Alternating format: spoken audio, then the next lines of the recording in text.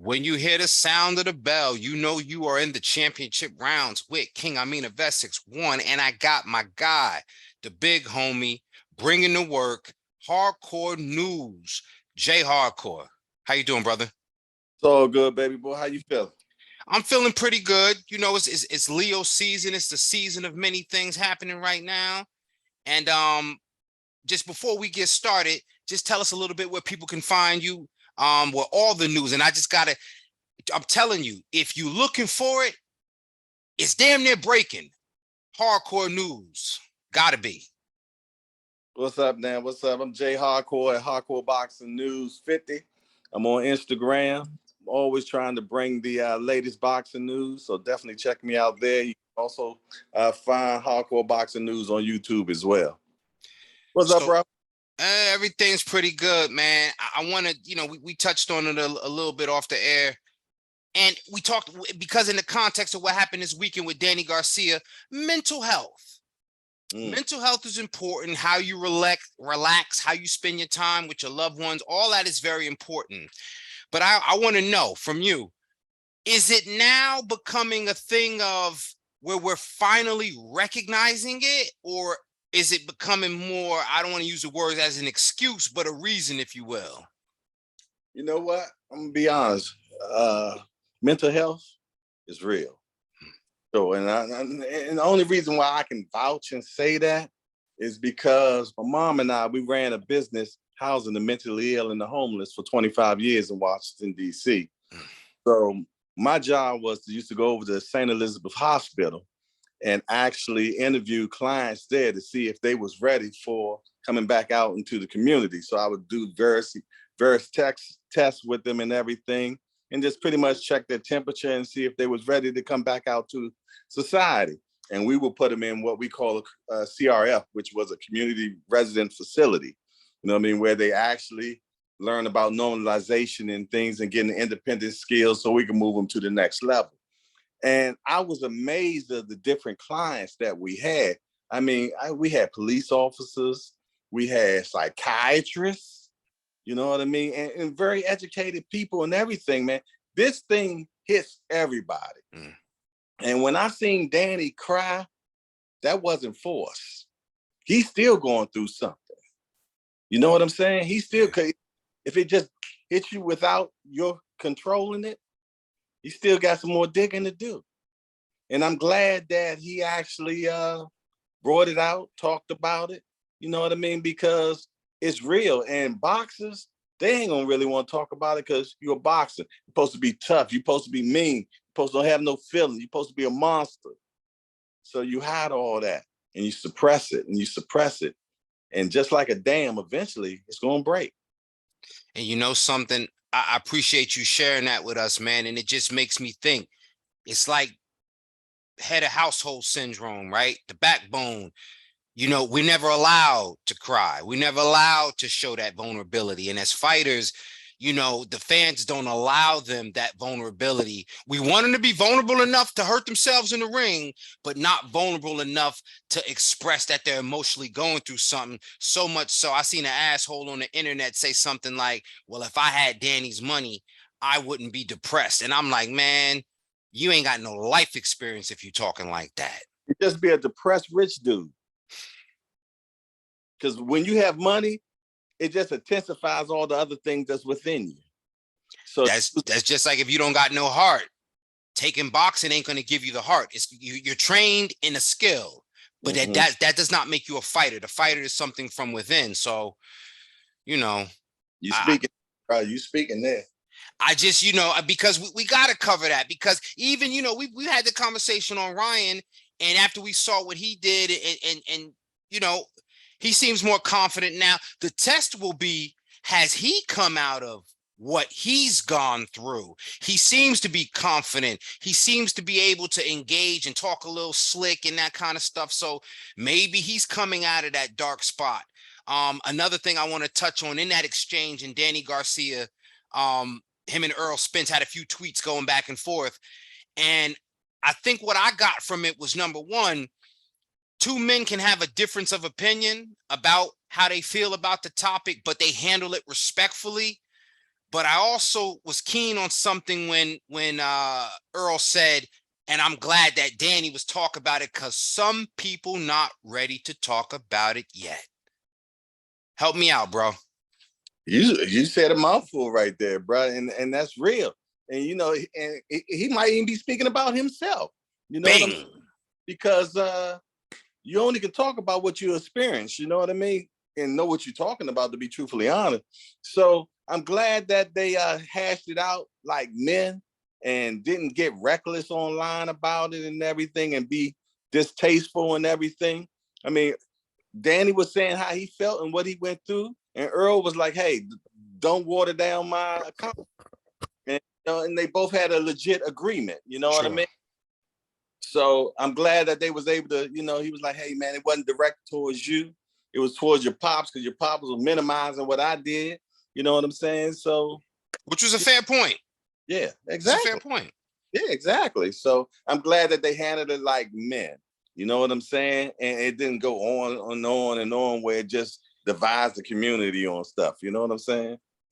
Well, let me talk about, another gentleman, and I'm being a little tongue in cheek here. He hasn't disclosed any mental health, and I'm not trying to be funny, but I think Keith Thurman got a little bit of delusion, if you ask me, because he said that he's not a gatekeeper. But if you're not a gatekeeper, then you standing in the way. What you think? Because tell me, because I'm ready to give it to him, but let me know. Am I getting off wrong? I know, you know, you got to have your own opinion. And if a man can't stand on his opinion, he doesn't have one, right? Uh-huh. So what I'm saying is this. I don't call him a gatekeeper. I mean, Keith Thurman has entertained us for many years and was calling out all the top cats back in the day. And they weren't trying to give him no work, just like how Earl went up through it. You know what I mean? So when he finally got to the upper echelon, he wasn't giving them no breaks either because he didn't get in. You know what I'm saying? I can't call him a gatekeeper, but he got to get out there and fight though. And when we talk about the mental health thing, I think lifestyle changed Keith. Meaning the marriage, money, you know what I'm saying? Ego, all that, you know what I mean? And we can't talk about it. I mean, we can talk about it, but we haven't experienced that level to even say this, that, or the third. You see what I'm saying? I ain't get that rich yet.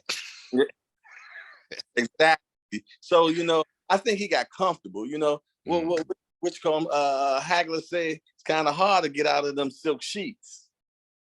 Well, let me say this, because I'm a double back. I'm a spin the block again. I'm gonna shoot the block up again. I'm hitting everybody outside. That's why I got my vest on. Keith is a gatekeeper because he's in the way. Now, if he was respectful, he'd step to the side and either say, "Hey, I'm gonna be out here fighting these young guys at 147, not bringing guys up and doing this and doing that. Or I'm going to go up to 154 like one Danny Garcia did." He's not going to, if you ain't a gatekeeper, you would say, "Yo, give me whoever say they supposed to have my spot so I can maintain it." Relevancy. Guys that had that history, he got that history that he gave us. But look at what 50 Cent did. You move away from records when people say we want to hear them, and now he give us something visual to see. Sean Porter, when the ring wasn't what it was for him anymore, he give us something different. Keith Thurman, drop an album, bro. Do something different, because you ain't boxing the way I need you to be boxing. You a gatekeeper, family, and I respect you, because you could come back and resurge against anybody. I just want to see it. I got to see it to believe it. I love the passion. I love the passion. I say he's not a gatekeeper for the simple fact he fought everybody in the 47 division that was somebody except Earl Spence. The only person that he didn't fight, and I'm going to be truthfully honest, I've been listening to Keith for a while. I think Keith's scared of Earl Spence, bro. What about Bud, though? Why didn't fight Bud? Okay. I got this I got to bring now. So another thing is, man, he's like, listen here, I got one loss on my record. Y'all trying to put me down to step over field at this particular point. Only person I've ever lost to was a legend, Manny Pacquiao. No shame in that. That's the only person that I lost. So if I'm a fight right now, I want to fight somebody that's on my level. So he said, I want to fight now, not to say that Boots ain't on his level, but financially wise, he's not, and he's not going to bring the money that he's going to need for the risk that he got to achieve. Okay. So he's saying, I want to fight. He says it every time. I want to fight Earl Spence. I want to fight Crawford. I want to fight those couple of people right there that's going to make me some money. I'll fight Danny too, because Danny will make me some money. We had a good fight before. People will pay it again. Danny just did good just now. People want to see me get beat, so they'll come see me fight Danny and hope Danny beat me. Those 3 fights, he'll take in a heartbeat. But you saying you want me to go down there and fight this young kid, Boots, that Crawford ain't really want to get right now. Spence don't really want to get right now, just because he's a young up-and-coming dude, and he's talented and he's strong. He could he could fight Conor Ben. He could fight Virgil Ortiz. Still up and coming. They not on his level. He was his just dude. Y'all gonna make me fight them, but you ain't fight him. No. He like, nah, y'all not gonna sum me like that. But don't you think coming off the loss to Pacquiao, which ain't really a loss, you lost to a legend. Well, I think the prudent thing to do is to say, you know something, I might have got with my ass beat by this old guy, but none of you niggas could. And then he just do something to one of them and say, I'm back. Yeah, as much talking as he do. Why he got to do it to the 2 young bucks, the 2 gunslingers? Why can't he do it? Because let me tell you something. God forbid Spence and Crawford fight happens. I mean, I don't want it not to happen. Sure. But if it doesn't happen, which one of them cats going to say, okay, I'm going to fight Boots now? Neither one of them. Exactly. So why should Keith? Because he ain't fighting right now. He lost to a legend. And the second half of the fight was gutso. He legitimately beat Porter. Yeah. Yo, he beat Danny. He beat Danny. Beat him. Beat him. You can't ask for nothing more than that. Stellar. They were stellar. They were for the belts. But now y'all want me to do it for nothing. No belt whatsoever. Is Ugas good enough for him? The WBA give him a belt. We ain't worried about that. The WBA, no belt. WBA gave me a belt. They get that motherfucker a belt. Is Ugas good enough for him? Ugas, look, that's a money fight. Okay. That's a money fight. Okay. I can go with you on that one. Okay. I can go with you on that one. Ugas is a fight. And maybe I just want to see Keith return so bad. You know, he like to play the bad guy. I'm gonna paint him out to be a bad guy. You know, he played a bad guy, Keith. Like you said, 2 people do want to see him lose, but I want to see him win. But the key thing is, people want to see him lose. I want to see him. We all want to see the man. I started calling him Keith No Time Thurman because I don't know when he gonna show up. And that's passion, but he's the kind of guy, he hears all this chatter about him, and I'm hoping he silenced the critics such as myself, you know? I hope so. But I couldn't call him a gatekeeper, though. I couldn't call him a gatekeeper. You know, not yet. Okay. I can't call him. Not with 1 loss, man. It's not the loss. It's the inactivity for me, because I'm thinking about the bouncer at the door. Like, bruh, you just let them jokers in with sneakers on, but you gonna hold me up outside? You're in the way. You in the way. My peoples just got into the club. I'm talking about, listen, remember Club Love? He's not in the way. He just don't want to let you be the stepping stone to your way. Man. He got out the way. You can go past. He like Taz security. Remember Taz down at Club Love security? The motherfuckers will hold you up at the door forever. Like, oh, you know, hold on, I'm gonna check the list again. That's Keith Thurman. He checking the list, man. And he got all them young boys on the list. He needs to take his pencil, start scratching some names. Ooh-wee. And he would if any of them was worth some money. Let me ask you, I want you, because I'm uneducated on this. Why did the Bud Crawford Thurman fight never materialized? Was it just the whole Top Rank bullshit or what? They were talking money, Mhm. main thing, because they're gonna have to pay both of them. You see what I'm saying? Yeah. And Top Rank the Bob father was like, I don't think I'm gonna make no money off this fight. And if the Bob father don't feel though he gonna make any more money, he already said he done lost tons of money in Crawford. He didn't even try to tell Crawford. You know, when you got a chick that you really like and she leave you, you be like, you know, I'm trying to get back with her. Bob was like, sayonara, good riddance. Hope your next dude enjoy you. He said, yo, I take him. You eating out the garbage can. Keep her. You can have her. You know what I'm saying? He like, whoo, off my bill. You know what I mean? So that's why that didn't happen, man. Top Rank wasn't gonna make that fight. And we know the business They, legitimately. they offered Porter 1 million first. Yeah. Yeah, come on, that's disrespectful. And we know that business does unfortunately tend a way to sour all the fights we want. So I can't. So with the understanding of why that fight didn't happen, I'm gonna respect that, but I'm still gonna say hopefully we get to a point to where we get Keith Thurman. And I'm not. It's crazy because I'm acting like he didn't just fight. It's just that I was concerned about the opposition. You know, as far as it being Mario Barrios with so much variety at 147. If I'm being honest, you know. Yeah, sometimes you gotta get your confidence built back up. This is true. So That's part of the sport of boxing. this is true. This is true. So I don't have no confidence in this Jake Paul Rahman thing.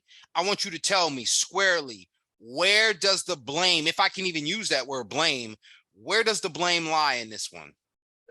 Well, one thing when you deal with that, we ain't seen the contract. So you know what I mean? So we really don't know the truth about anything. We can go by what Rahman said that he agreed to, and he did agree to 200 pounds. You know what I mean? Now the New York Commission jumped in and was like, "Hey, we're gonna move it up to 205." Rahman said that he told them, Jake Paul people, let's do it at 215 because my body can't get down no lower. He also said that they said, well, you have until 11:59 tonight to make the decision. At 8 o'clock, 8:07, I remember when I seen it come out, Jake Paul announces that the fight is not happening because Rahman said he can't make the weight. So that's a summary of what both of them said. Yeah. So now, technically, if we had to go to court, Rahman said he was going to do it at 200, and he signed the paper. So that's what it is. Do you think that maybe because the commission kind of moved the weight a little bit, that gave him the confidence to go in there and be like, fuck it, I think I can make him push it to 215? Or do you think he just bit off more than he can chew and just, I'm throwing caution to the wind? Like, it's hard for me to understand what his movements is, but I know you, I mean, as far as the information, I know you're very good on that aspect. Is there any indication he was hoping the commission was going to save him and like in that kind of way or what? Nah, he was that was straight to the Jake Paul's camp. Oh, wow. By email, exactly. The commission said they'd go up another 5 pounds.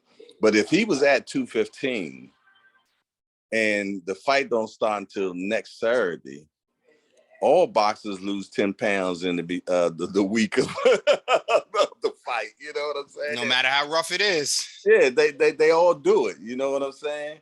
And then I can't remember what the rehydration was, but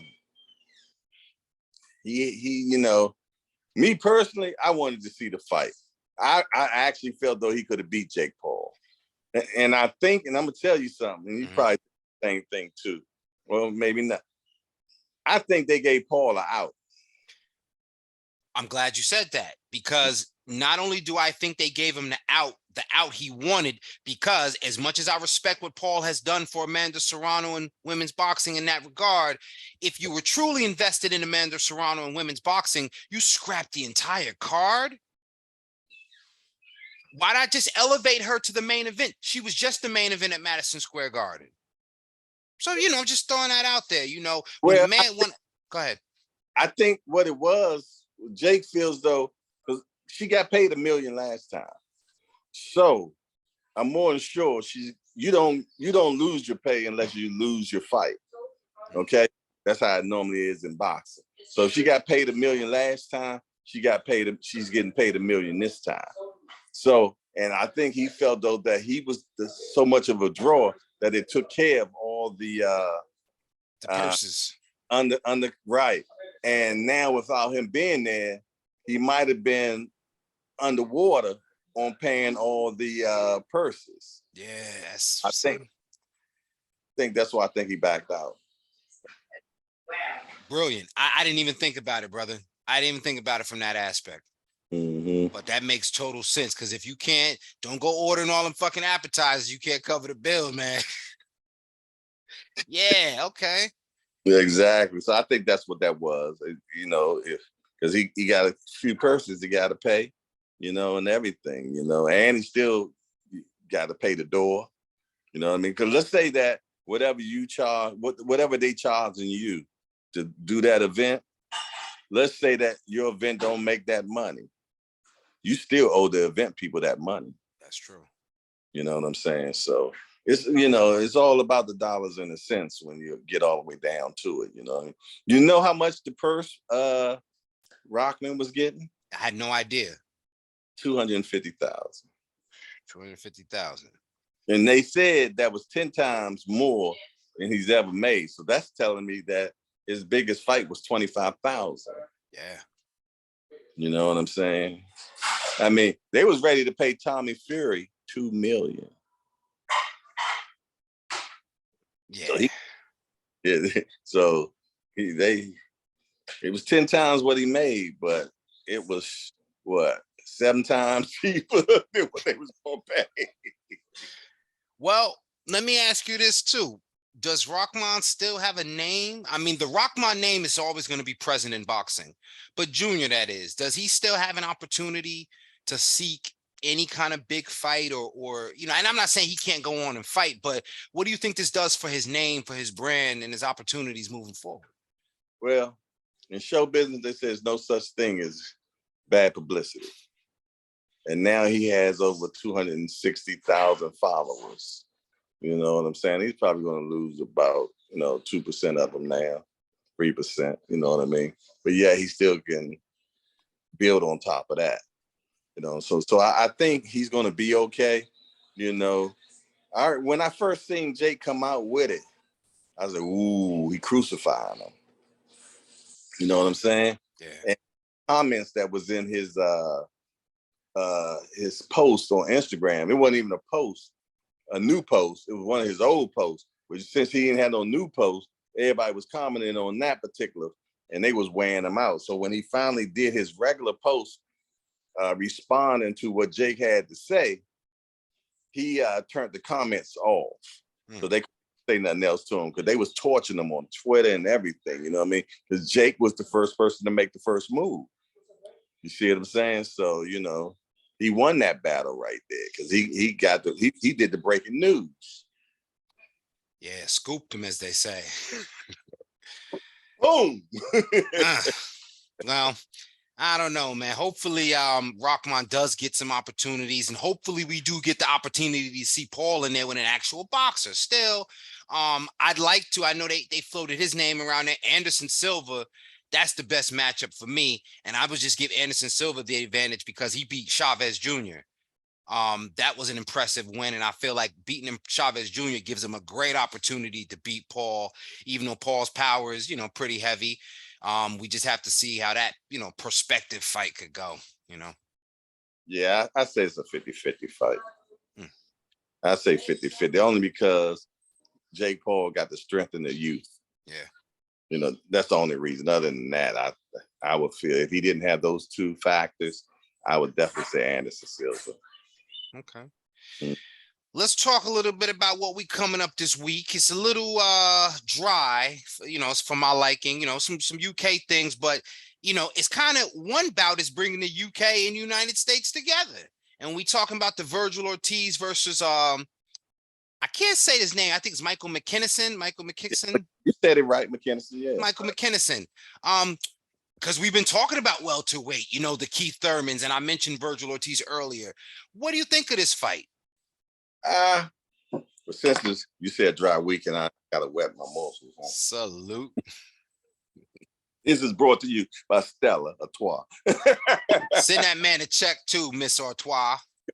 Right. Good fight.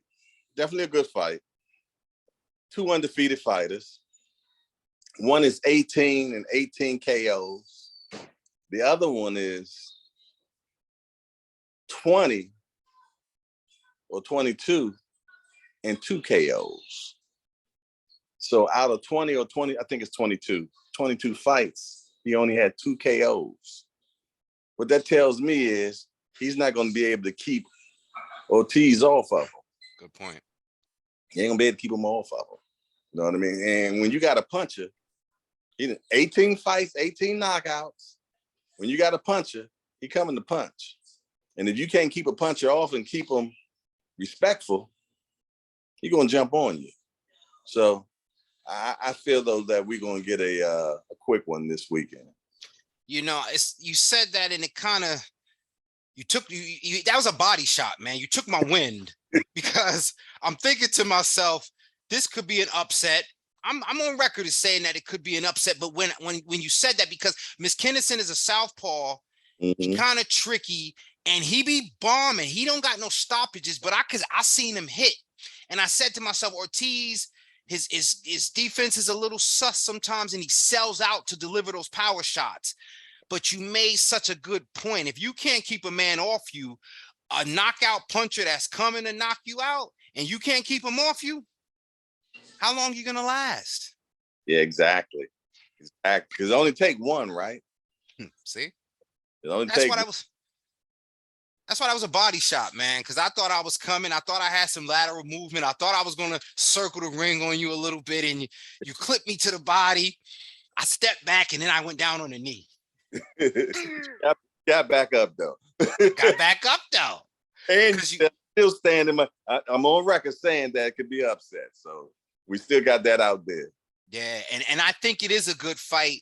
We got the international element, like I said. It's no wonder,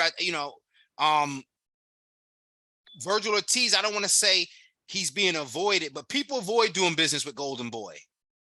I think he might have a better chance of getting a little bit more recognition in such a deep division if he could change something about that scenario, maybe. What do you think? What can he do, though? He in a locked division. And can he beat Spence? Can he beat Crawford?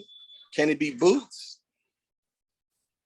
He just said he's not leaving 147 until he got a title. Well, if Bud and Spence fight and they both go to 54 next, he still got to deal with Mr. Bouts. Yeah, that's true. You know what I mean? And I'm going to tell you, to me, Mr. Bouts is the third best person. I only call him third because he haven't been tested on the elite level. So I can't just sign off on him yet. You see what I'm saying? But the eye test, he's third pushing first. Yeah. So, I mean, I just don't see where Virgil Ortiz fits. I'm keeping it. And you know something? Me personally, it's not no bias, but I got Conor Benn rated a little higher than Virgil Ortiz. And I just feel that Conor is trying to change his game. He got the same amount of suspect defense, got the same want to take your head off, but he's been in there with guys a little past their expiration date, but I feel like he could want to change it if he finds himself getting hit with shit he don't like.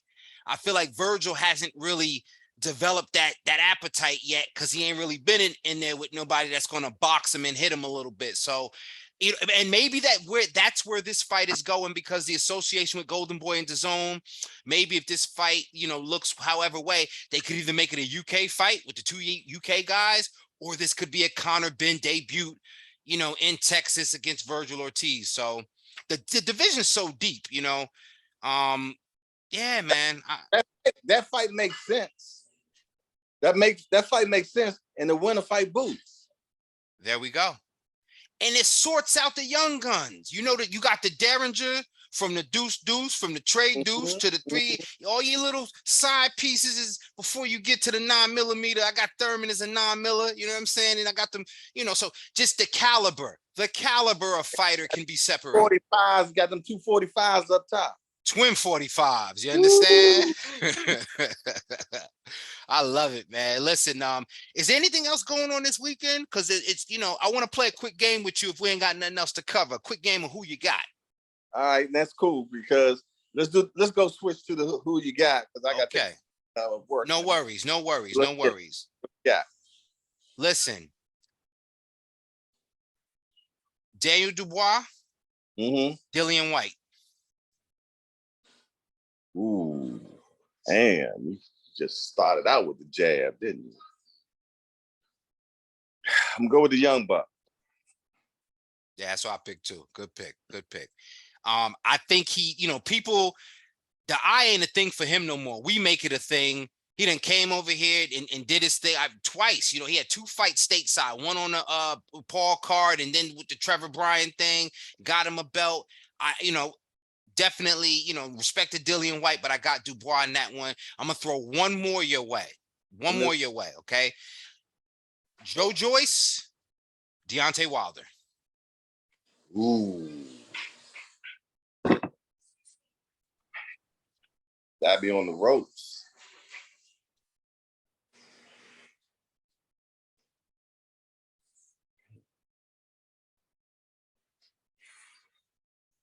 Wow. Draw. I backed him up off me. He had me in the clinch. I just backed him up off me a little bit. A draw. I take a draw. I don't know if Joyce got a beard on him and he don't stop coming forward and the jab. So coming forward, he got a little slight movement plus the jab, but who can survive Wilder's power? So I got him meeting right at the middle. And if I just had to just pick on a whim, I would take Wilder just because that power is unmatched. And when you say the man got a beard on him, which he does, so that means he's there to be hit. See? He's there to be hit. So if I had to lean, I would have to lean there too. Okay. And look, and they both about the same age. Yeah, I mean, Joe Joyce on the slow track.